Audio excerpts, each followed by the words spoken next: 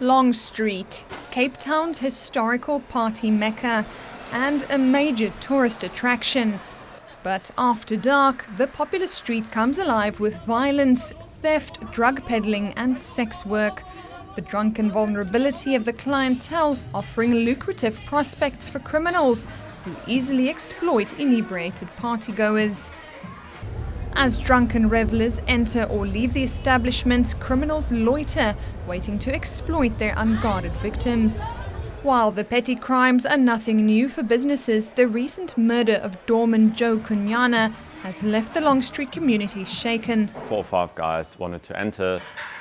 Our 2 doormen were asking them for their ID because one of them looked particularly young, and pretty much 10 seconds later he got stabbed into the neck. The street's getting busier, but with the wrong people.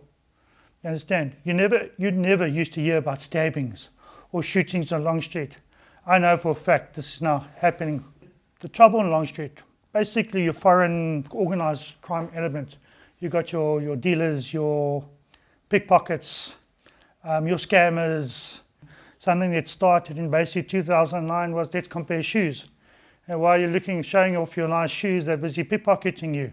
Our problem is, as we've seen now, what happens inside our premises, we are completely in control of. But what happens outside, right on the street, and that's something we've seen on Saturday, but also we see every other day, is out of our control.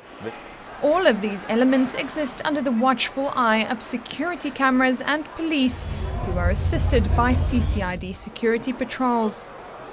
Yes, you've got the CCID, but these are, pretty low-paid people. They're small, very easy to manipulate, very easy to bully them. Okay, now, and then you've got the police. You have police presence, but not much.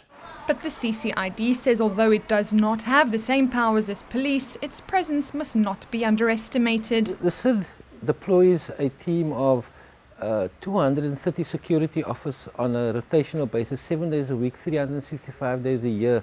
Now you must remember, we don't just have Long Street, we have the entire city centre to cover.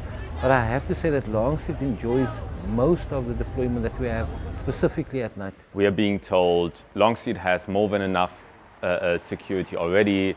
There's no possibility to get more resources for it. And because there's other hotspots like Manenberg or, where other it goes down. And I believe this needs to stop. This is one of the meeting points of Cape Town. This is where the tourists get to meet South Africa. While crime flourishes, the street offers a lucrative business opportunity to individuals capitalizing on the situation. A business owner describes how establishments are coerced into paying private security companies to ensure their patrons' safety. The company's changed names a number of times over the last 3.5 years. It became VAT registered about 1.5 years, 2 years ago. But it's called a security consultation fee, and you read into that whatever you want to read into it. I get no service for it. I don't want security on my door. I have my own security.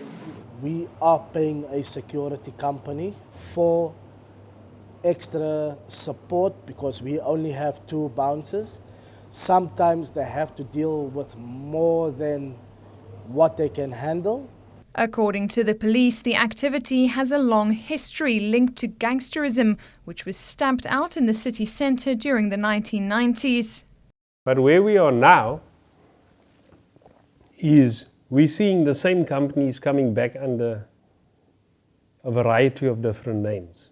But the modus operandi of intimidating you in some way towards putting them on your security contract or your door contract still continued from the old part. So you'll have these 5 or 6 people moving in, looking like they're from the Cape Flats or whatever, or with foreign accents, do simple things like take all the glasses and drinks and throw them on the floor off the tables of your clients.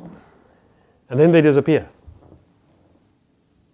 And then you get approached by a company that tells you, listen, we can actually deal with this, your guys are useless, man.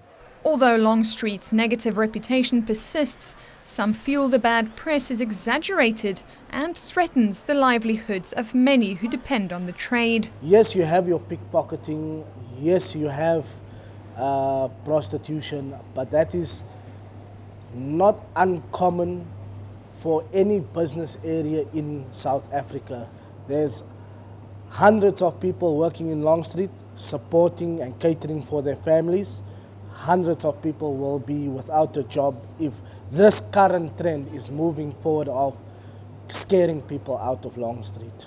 Police say they cannot stamp out criminal activities unless business owners come together and report wrongdoing.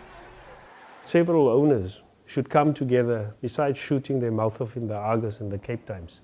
They should have the guts to make statements under oath and assist us. People will be up in arms for another week, shouting this, shouting that, and then it will die down. However, the negativity around social media and the media, that is one thing that will last after everybody's jabs and jeers and everything dies down. All attempts to contact the Director of Lifestyle Entertainment and Security Services, the company involved, have failed.